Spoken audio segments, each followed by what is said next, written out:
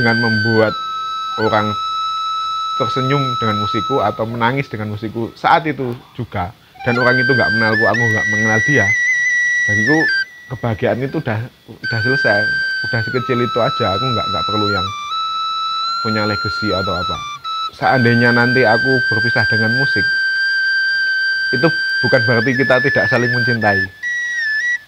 Aku mencintai musik dan musik mencintaiku. Aku menghidupi musik, musik menghidupiku.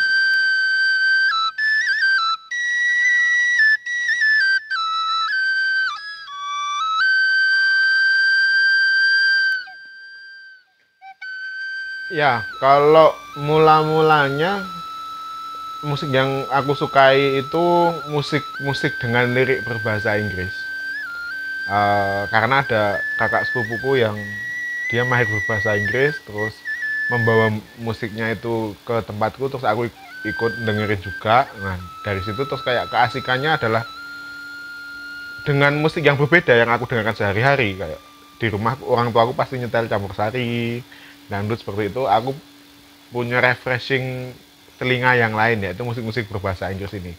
Ada Backstreet Boys, Limp Bizkit. Aku yang sering tak denger itu Backstreet Boys, Limp Bizkit, dan itu akhirnya keseruan itu mencari arti lirik dengan bahasa asing membuatku punya kemampuan yang lebih di bahasa Inggris daripada teman-teman sebayaku. Seperti itu, Kak. Awalnya seperti itu. Terus mulai merambah yang lain nih ya. Ada Westlife, ada Linkin Park, ada macam-macam ku dengarkan.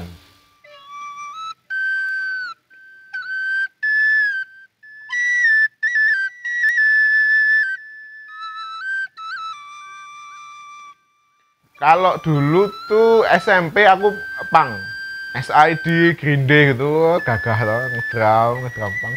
Terus kemudian SMA itu mulai denger musik Jepang, tapi karena yang suka dikit cuma aku denger sambil gitaran sendiri di rumah. Kalau ngebandnya tuh dulu tuh ada ini, Kak. Zaman dulu tahun 90-an di Indonesia itu ada namanya Rock Competition, yang itu sponsornya rokok-rokok. Itu secara musikalitas menurutku itu sampai sekarang puncak tertinggi musik rock Indonesia. Nah, waktu SMA aku cover-cover lagu-lagu mereka ini yang secara musikal rumit, terus penuh aransemen, kiblatnya Dream Theater, progressive rock kayak gitu. Nah, itu dulu SMA aku ngeband-ngebandnya kayak gitu. Kalau yang Jepang nih aku SMP kan seneng J-Rock. Terus waktu SMA diceritain temanku, J-Rock itu terinspirasi dari sebuah band Jepang namanya Laruku. Itu susah banget, ejanya tuh L'Arc-en-Ciel, bahasa Prancis. Bacanya apa ya? L'Arc-en-Ciel apa itu bahasa Prancis, tapi orang-orang manggilnya Laruku. Itu aku jadi pendengar, terus sama aku gitar. Terus mungkin kalau ngeband cuma asik-asikan aja, nggak yang sampai panggung. Kemudian waktu kuliah terfasilitasi lah, karena kuliah di Jogja, ketemu banyak orang dari berbagai background, akhirnya memutuskan untuk ngeband Jepang itu. Selain aku jadi pendengar yang, aku katakan aku adalah pendengar setia musik Jepang, apalagi yang rock zaman zaman 90, Laruku X Japan kayak gitu, sampai sekarang. Dan itu ya karena kesusahan nggak ada partner mungkin ya, nggak tak terusin.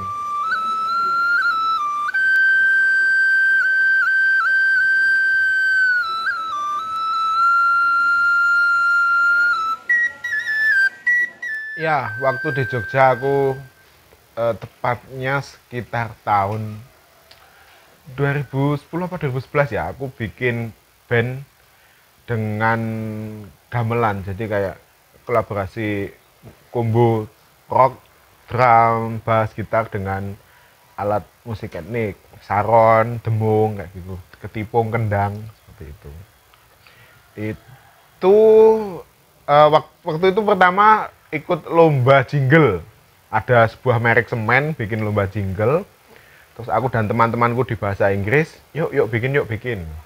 Namanya Kijeng Kustik. Nah, waktu itu Kijeng Kustik. Terus kemudian berevolusi menjadi Kijeng and the Zombies, karena waktu itu teman-temanku selain aku hobinya menghabiskan waktu bermain game Plant vs Zombies, dan berevolusi lagi ketika tahun 2013 mengiringi naskah kajian drama dengan naskah sinden karya Pak Heru Kesawamurti itu lebih kompleks, lebih rapi, lebih tertata. Tapi teman-temanku waktu itu udah kesibukan masing-masing, cuma tinggal aku tok yang personilnya dari yang zombies. Dan ada satu orang. Nah, kemudian di situ aku bikin yang lebih rapi, lebih lebih tertata, aransemennya lebih, menurutku lebih apa ya, lebih oke kayak gitu. Namanya Kijang and the Black Mamba.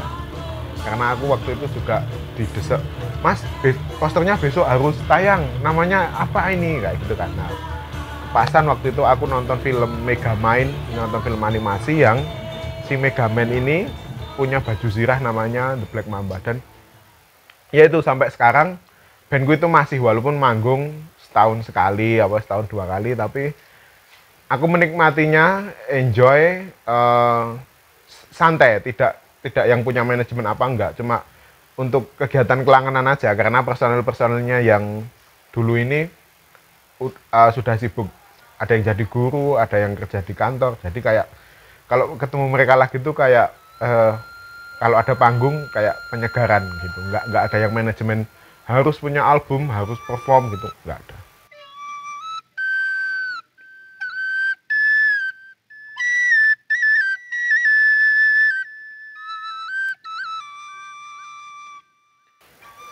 Aku belajar musik, alat musik etnis itu karena tuntutan naskah teater, karena menurutku cara paling mudah untuk menghadirkan setting setting tempat dan waktu adalah dengan mempelajari musik dan bentuk musik dan instrumen musik waktu itu atau di sebuah tempat. Terus kemudian si gamelan ini kok aku nyaman ya sebagai media ya, karena aku ya secara warna bunyi, suara cemengkling logam gamelan itu kalau beradu dengan distorsi itu menurutku jodoh.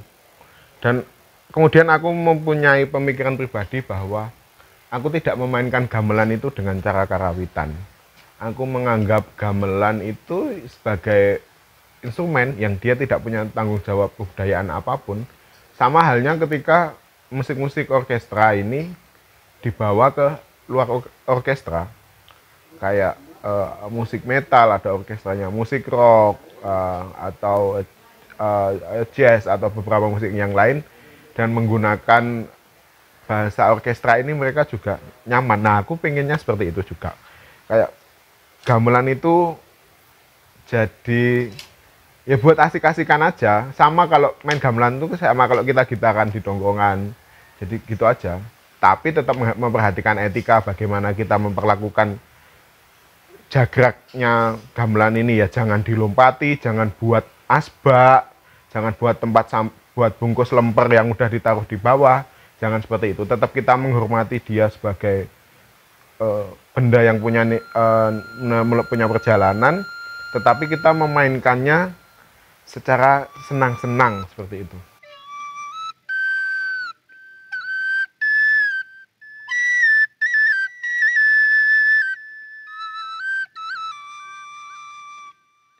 Aku mendaku diri sebagai, di bio Instagram itu, theater musician. Jadi emang musisi yang bekerja untuk, khususnya untuk teater. Beberapa karya pernah kutangani, seperti yang menurutku yang paling besar secara ensemble itu tahun 2015 ketika nggarap rebutan Cupu Manik, itu karya Pak Indra Tranggono, itu apa, kolosal. Dan beberapa karya yang lain kayak di Sakatoya, di Kalanari, di Forum Aktor itu juga pernah nggarap. Bagaimana kemudian aku membaginya menjadi dua, Kak. Aku menyebutnya musik program dan musik absolut. Musik program itu musik yang dibuat untuk, musik yang ada untuk keberadaan yang lain. Entah itu puisi, entah itu teater, entah itu tari. Aku mau menyebutnya musik program. Dan ada satu lagi musik absolut. Nah, ini teorinya sebenarnya ada sih, program absolut ini. Bukan teoriku maksudnya. Yang absolut ini yang musik berdiri untuk musik itu sendiri. Nah, aku kemudian eh, aku kemudian mempunyai teknik untuk menjadikan keduanya ini samar. Contohnya waktu di Padepokan tahun lupa 2018 ada karyaku Daras. Itu satu album live performance. Itu isinya adalah lagu-lagu yang pernah kubawakan di teater-teater sebelumnya. Nah, karena aku berpikir umur laguku yang ada di teater, yang ada di tari, itu bisa saja pendek. Karena dia habis ketika selesai, pementasan itu selesai, ketika tirai tutup. Ketika tepuk tangan itu musiknya udah selesai. Nah, aku nggak mau seperti itu. Aku ingin beberapa karya pilihanku ini ku perdengarkan lagi di panggung-panggung yang bukan teater dan bukan tari. Nah, resikonya apa? Resikonya ada nilai-nilai ya apa? Ada sensasi menikmati karya yang hilang. Loh, ini kan karya musik. Kalau karya musik untuk tari disajikan untuk musik tok. Kayak ada yang kurang tuh apa ya? Oh, berarti visualnya kurang. Nah, itu kayak sebuah keniscayaan dan aku tahu resiko ini bahwa ada sensasi menonton yang berkurang atau bahkan sensasi menontonnya jadi berbeda karena hal ini. Tapi enggak apa-apa karena tujuanku objektif yang utama adalah memperpanjang umur lagu-laguku ini di luar karya yang karya musik program ini tadi. Seperti itu aku memperlakukan karya-karyaku.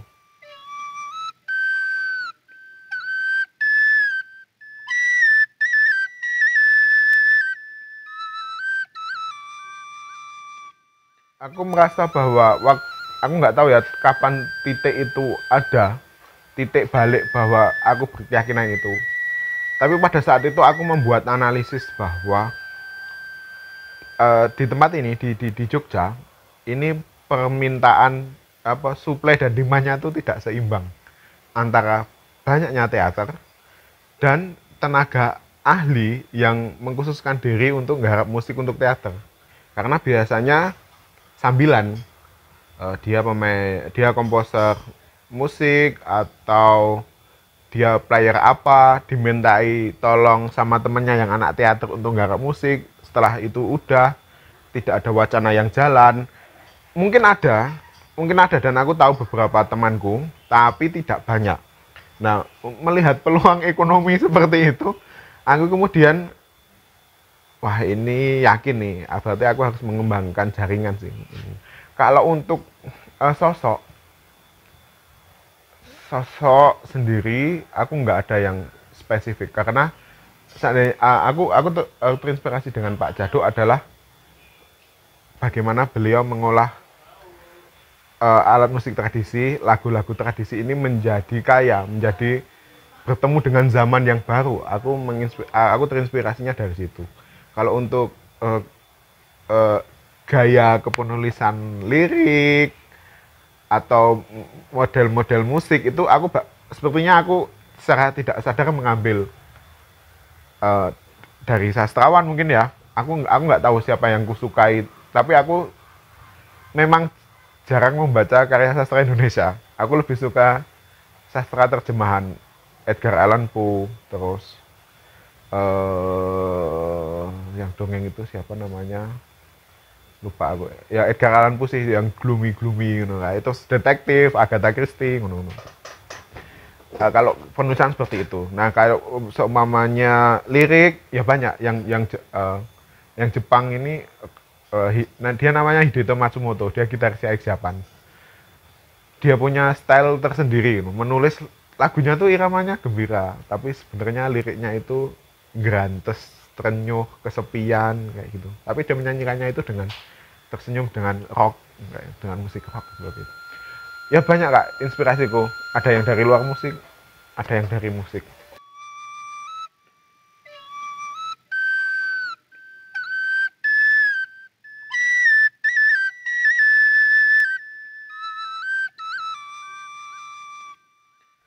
Secara khusus aku tidak nyantrik dengan seseorang karena setiap bertemu dengan orang baru yang itu ibaratnya kayak kakak angkatanku di kampus kayak gitu ya aku mengambil apa yang bisa aku ambil, kemauannya teknik bermain alat musik. Nah, Tapi titik balikku itu, aku menandainya ada dua. Yang satu 2013, aku waktu itu ikut kemah total perkusi.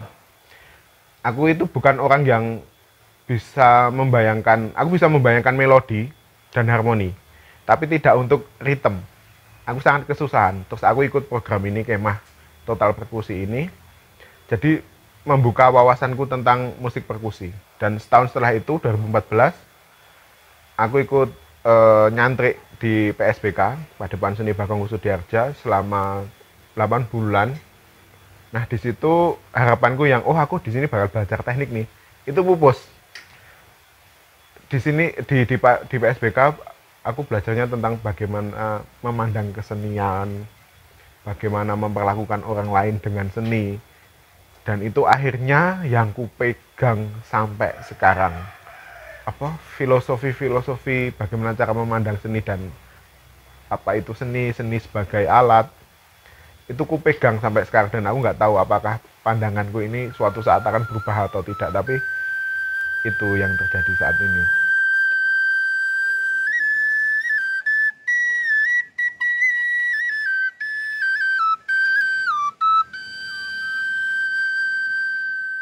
Tulisanku adalah aku ada nggak tahu, mungkin di masa depan nanti ada suatu kejadian atau suatu sebab yang menyebabkanku aku harus meninggalkan musik kayak gitu. Itu aku gelisahnya itu.